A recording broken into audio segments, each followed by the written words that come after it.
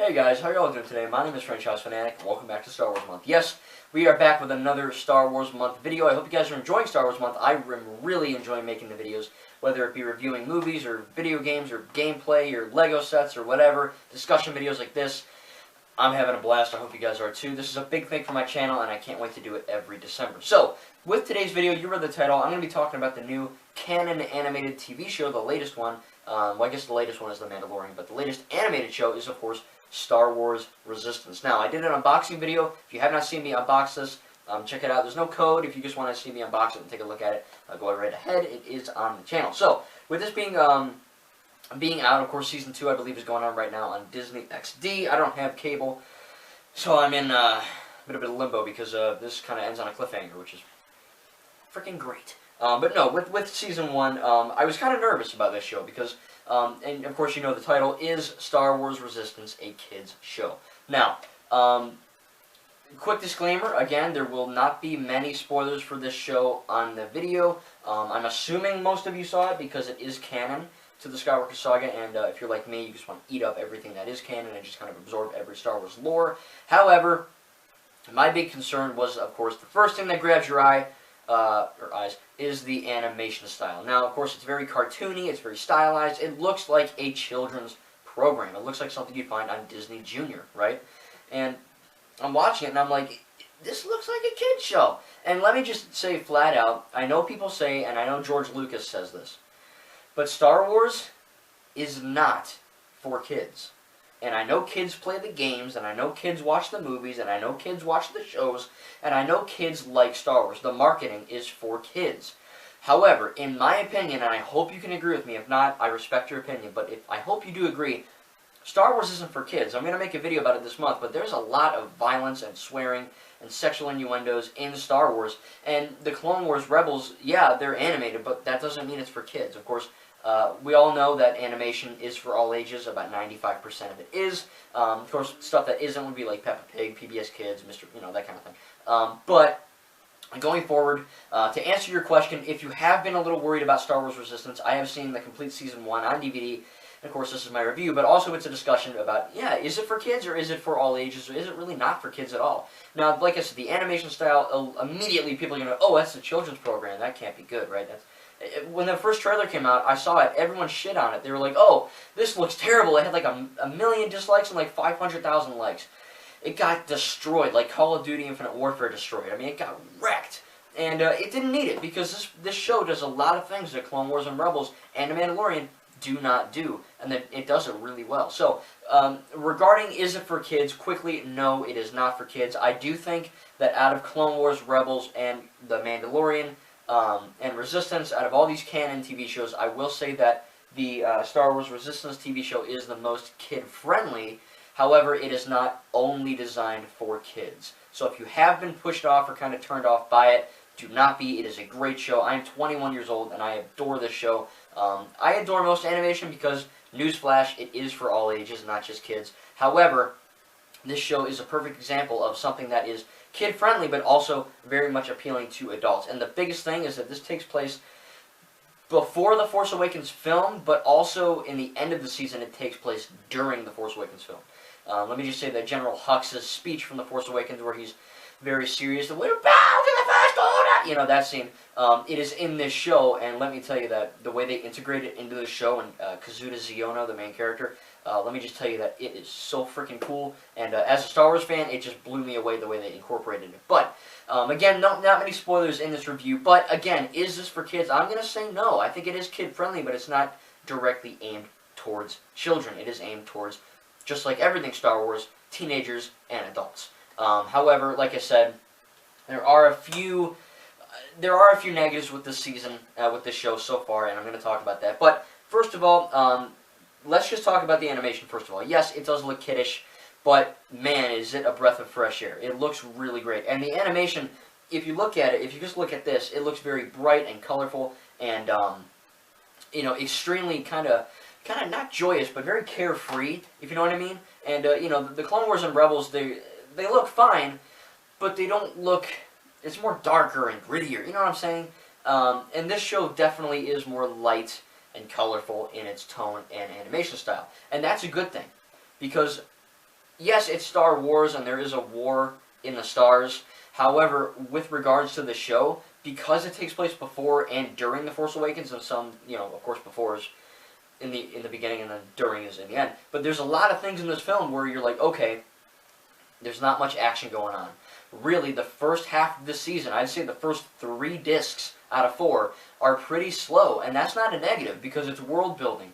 Because these characters are canon, you need to make sure that you care for them, not only as the show, but as regarding to the whole wide of the Star Wars universe and mythos. So, when you see Kazuda Xiono, and of course Tam, and Tora, and BB-8, yes, he's in this, and Poe Dameron, and Captain Phasma, and Commander Pyre, and so many of these characters that are really cool and new to the Star Wars universe, it looks insane. Of course, like I said, the animation style does lead itself to that tone, which is, it's not that crazy yet. Because this is before and during Force Awakens, there's kind of been like a lull or kind of like a lax moment between Return of the Jedi and, of course, The Force Awakens. Now, with this going forward, the animation itself, like on a technical standpoint, it looks freaking great, man. There are a lot of scenes where it kind of looks like you're watching an anime, but then sometimes you're also like, okay, I'm watching this, or I'm, watching, of course, Star Wars. But some of the scenes look like anime, some of them look like normal normal animation, and of course, it all blends together really well. Going on to the voice acting, none of these guys really ring a bell except for a few major people, and this is the big thing about this show. Poe Dameron is in this season. He's not in it too much. He's in maybe, I would say, out of, I don't know how many, 40 episodes, not even 40, but you know what I mean. A big number of episodes. I would say maybe like in 10 or 6 or something, so not too big, but he's in there enough where you go, okay, but the coolest thing is that he's actually voiced by Oscar Isaac, who plays Poe Dameron in the movies. Oscar Isaac did, of course, reprise his role as Poe Dameron in LEGO Star Wars The Force Awakens, the video game, and some of the levels in that game, yes, it's a LEGO game, but it's for all ages, and some of them are canon, so if you have not played that game, check it out because it is amazing. However, with regards to Oscar Isaac, he does a great job being Poe, and it just really, as a fan of the canon, it makes the whole world so much alive. And of course, what's her face? The girl from Game of Thrones, who's Captain Phasma. I can't remember her name for the friggin' life of me. I just had it. I want to say Gwyneth Paltrow, but it's not. Damn it, I don't know her name. It's someone's name. Bob Gobbett. Anyway, no, nothing. I had it. It's like Jar Jar Binks. Took my tongue, couldn't get it. But she plays Captain Phasma in this, and let me tell you, she does a great job being menacing and being Captain Phasma. And for all the haters and people with real opinions who said that Captain Phasma's death in The Last Jedi came too fast, I disagree. I think she had enough screen time in Force Awakens and Last Jedi to warrant that. In my opinion, it did not do a Boba Fett. Maybe I'll talk about that in another video, but through all the canon comics and the canon novels and the canon TV show, like Resistance, where she is in it a few times, it really does help flesh out that character. So when she dies in Last Jedi, who knows? She might be alive, who knows? We'll find out in The Rise of Skywalker. She does a great job. So that's one of the big things. The voice acting is so amazing in this show. However, like I said, regarding the meat and potatoes of the season or the episodes, I will say that the pacing is a little slow sometimes. As far as a negative, that's not too big. In fact, it's very, very small of a negative. But, like I said, the first 3 out of 4 discs are very, very... They're slow, because you have to care about Kaz and Tam and Niku and Yeager and all these other people in this show. And let me tell you that, yes, it was a little slow, but when I finished it today, and when it came to the end of Season 1, I cared about what happened. I was not like, oh, who gives a crap, it's just another show. Because it's canon, not only do you care because of that, but you also care because of the excellent story building. Now, of course, the guy who works on the Clone Wars and Rebels and The Mandalorian, and of course Resistance, he works on it as well, Dave Filoni, I believe. And everyone's saying that he should replace Kathleen Kennedy. I don't believe in the SJW, soy boy, all that bantha fodder. I don't care. I'm just a movie fan. I don't pay attention to that stuff. I think Kathleen Kennedy is doing a great job. She is, of course, perfectly capable of continuing the Star Wars fan base. I'm probably going to get shit and hate for that, but hey, it's true. She is doing a great job. And Dave Filoni, on the other hand, being the TV show guy, he is doing another great job. Sometimes he writes, sometimes he voices, and most of the time he directs some of the episodes in this show, and he does a fantastic job. Because this show is a little lighter in tone, does not make it for children, because you're building not only on the new characters and the new world and the new ships and the lore, whatever, but you're also building on the tone and the setting of where it is, because we're kind of, like I said, we're in a lax moment between Force Awakens and during Force Awakens, and not much happens.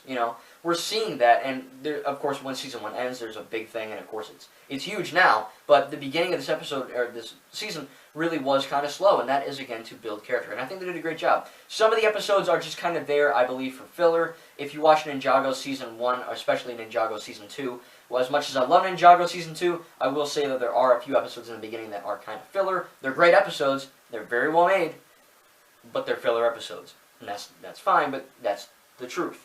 There are some things in this season where it sometimes plays into the bigger thing, but there's one episode where Niku, who is the green guy in the back right there, that guy, he's the comic relief of Star Wars Resistance. And let me tell you that, we'll get to Niku in a minute, but there's one episode where Niku finds a little buddy, like a little alien. And of course, the whole episode is him escaping this big creature, his mother, trying to get back the small baby. But of course, Niku takes it out of control, and it's kind of a boring episode. So there are a few episodes in here that are really slow and they drag, and they don't really mean a whole lot. But most of the episodes in this season do revolve around the canon and of course the overall story. So as far as negatives, I'd have to say that again.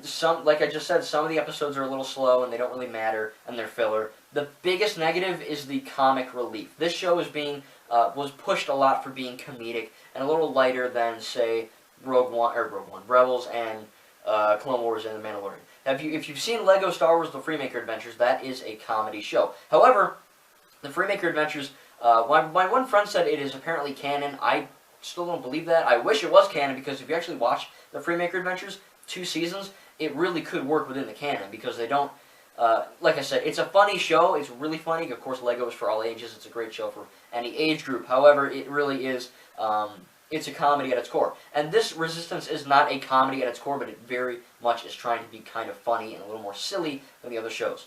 And like I said, most of the humor lands. I think that Poe Dameron is funny at times. Most of the characters are funny. My big issues are 2 characters, Kazuda Xiono, the main character, and Niku. Kaz is, of course, the main character. He's a Resistance spy trying to become a mechanic. And he's very clumsy. He's tripping over things. He hits his head on a bunch of crap. Things fall on him. He's like the 3 Stooges of Star Wars, essentially. He's all 3 of those guys in one person. And it gets old, and it gets very not funny very fast. However, once you kind of remember that he's a Resistance spy in the Navy, and that he's really being clumsy, we don't really know. He's either clumsy because he's literally clumsy, like Daphne from Scooby-Doo, or he's just clumsy because it's a ruse, and he's trying to kind of dupe people and be, yeah, I'm a bumbling idiot, I'm just a repairman, bam, that's what it kind of is. But it works on so many degrees because, again, it's another layer of authenticity. Is he crazy? Or is he crazy? Is he, tripping on over things, and is he clumsy because he just is, or is it because he's part of the act? We still really don't know. I think it's a little bit of both, but sometimes, like I said, the humor that he says and the voice actor's fine, but some of the slapstick gets a little old, especially during some tense moments toward the end of the season. And then, of course, the biggest negative I actually have with the show is the character of Niku. I like the character of Niku. He is, of course, an alien who, he's kind of like, you know that one friend you guys have that takes everything too literally? I don't really think I have one, but, there's always one guy that we all know that takes something too literally. You say, oh, it's raining cats and dogs, and he's like, oh, really? I don't see any cats and dogs, You go, oh, it's a figure of speech, Kind of like Baymax or something in Big Hero 6. That is Niku. Kaz or Tam or Tor, whoever, Yeager, they'll be like, oh, Niku, I need you to go do this. It's crazy. And he'll be like, who's crazy? What? Kaz, you're this, you're that. And the voice actor's fine. But it's just his lines. He is the comic relief of this show, and most of the time it does not work for me. I'm never really laughing at him. Some of it is genuinely funny and, heartfelt or whatever. But most of the time it doesn't land, and I'm just sitting there like, it's dumb. And that is why people, I think, could say this is a kid's show, because he is a kid's character. He's really not. Just like everyone said Jar Jar Binks was a kid's character. He's not. I think everyone in the world universally likes comedy. Adults do like slapstick. It's not just for kids. But Niku, because of that, Kaz is more of the slapstick guy. Niku's more of the, like I said, take everything too literally guy. But some of it works, most of it doesn't, and that is going to be the big thing. I think, same when I said this all the time, when Lego Ninjago, whenever they try to be funny, 95% of the time of 100, it falls flat on its face, because Ninjago is a show that is very serious, and when you try to implement a lot of humor in it, it doesn't work. Think of Day of the Departed, for instance, or some of Season 7. However, with this show too, Star Wars is not a comedy. The reason why LEGO Star Wars The Freemaker Adventures works as a comedy is because it's LEGO and it's self-reverent and it knows what it is, and that is a comedy. Star Wars Resistance is not a comedy, and sometimes it tries to be and it falls flat on its face 95% of the time. However, going forward, this show is not for just children. It is for all ages, especially teens and adults. Again, don't be turned off by the comedy and the animation style. It is canon. It is very much worth your time. And, of course, Season 2 is out right now. If you have seen Season 2, please, I beg you, do not spoil it for me in the comments, because, again, I am waiting for the DVD, or whenever it comes on Disney+. Season 1 right now is on Disney+, so if you do not have this DVD and you have not seen Resistance, please check it out. If you have Disney+, it is there for you to watch. So, I'm going to give, I think this show from a 0 to 10, I'm going to give Star Wars Resistance an 8.5 out of 10. I really, really enjoyed the season, though. Again, a few minor hiccups there and there with Niku and Kaz, and a few of the, writing, and a few of the episodes being kind of filler and not really worth your time. But overall, this season, if you are a Star Wars fan, be it teen, adult, or kid, please give it a chance. It definitely is worth your time. And again, I really enjoyed it. And it's not just for kids, trust me. It really is fun. And it is more of a lighter show, but I think that works. And it's something a bit of a fresh air in my opinion. So that is my review for Star Wars Resistance and my little topic of is it for kids or not. Thank you guys. Please tell me again what you think about Star Wars Resistance without spoiling it. Hope you guys enjoyed this. And if you have any Star Wars questions you want me to make a video on, please please leave me a comment in the comment section below. Lego Star Wars, non-Lego Star Wars, canon, non-canon, whatever you want me to talk about for Star Wars, leave it in this video in the comments, and I will try to get to it. Because again, we have a whole month of Star Wars to look forward to. Thank you guys. May the Force be with you, and we'll see you guys in the next video.